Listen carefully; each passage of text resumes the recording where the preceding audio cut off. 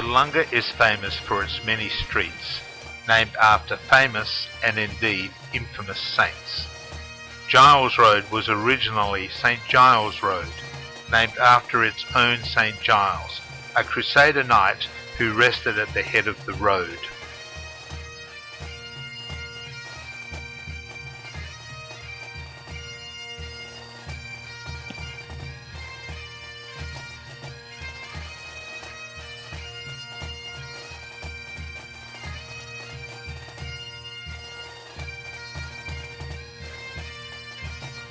An ancient water trough now sits there, but in reality it was the inner wooden sarcophagus of a brave knight and his well-known attribute, a Stoby pole.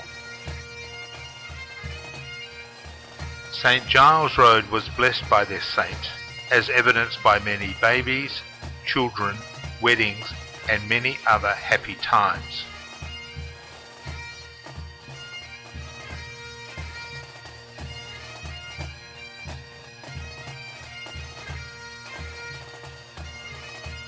His namesake road is such a peaceful and happy place to be that St. Giles decided to rise from his tomb and have a closer look at his road.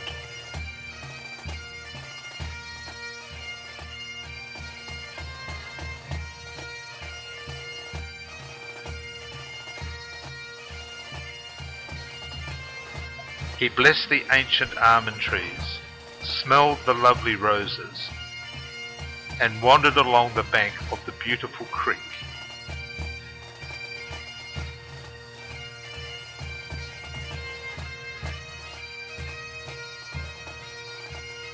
He even blessed a resident rabbit as a symbol of the wildlife on his historic vast lands. The vineyard called him to come and bless it to ensure an abundant harvest. Having done all this blessing, he was exhausted and it was time for our Crusader saint to relax.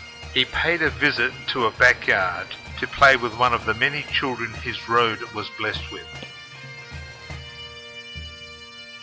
Then he sat down to enjoy some lovely local wine. This was the last of the good tidings because St. Giles was under attack from a formidable foe in the form of the Martin clan, their attribute the pesky Corellas, and various natural disasters such as drought and tempest, and no resident or props to their vanity were safe. History suggests that the War of the Roses was between the houses of York and Lancaster, but in truth it was actually between the followers of St. Giles and the Martins. Now how does this work?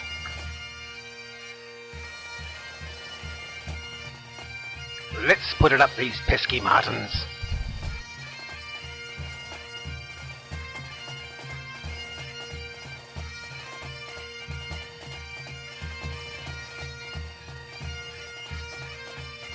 I reckon I cleaned them up proper. Let's knock the halos off these Gileses.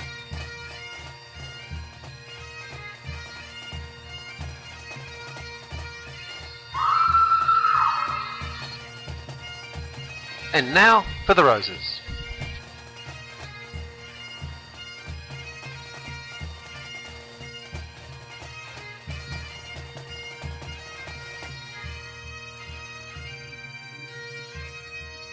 Oh, what a mess.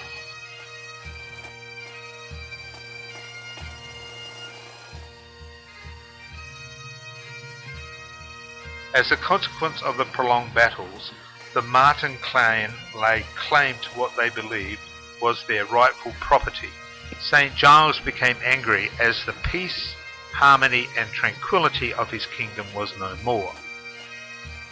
In disgust, he threw his prized attribute of his Stoby pole, which rebounded from the almond trees to strike the ground with such force it caused two massive gums to fall. Oops!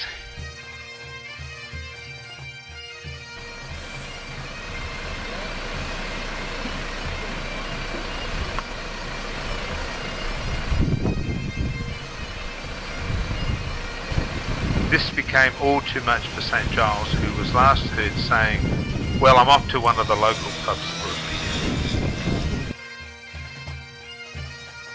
If I go, so does my saint of the road name.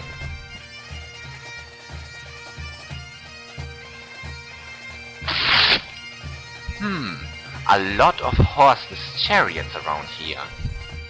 Now, top, middle, bottom pub. I'm in pub heaven.